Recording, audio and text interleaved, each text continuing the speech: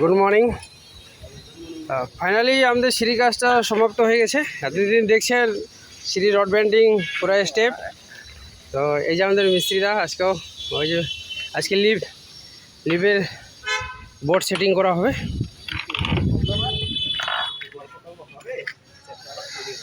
আজকে এই যে প্রপারলি সিঁড়ি স্টেপ হয়ে গেছে ঢালাই।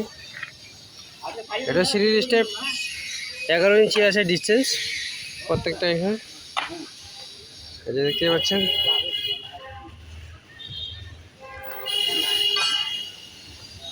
Proper complete.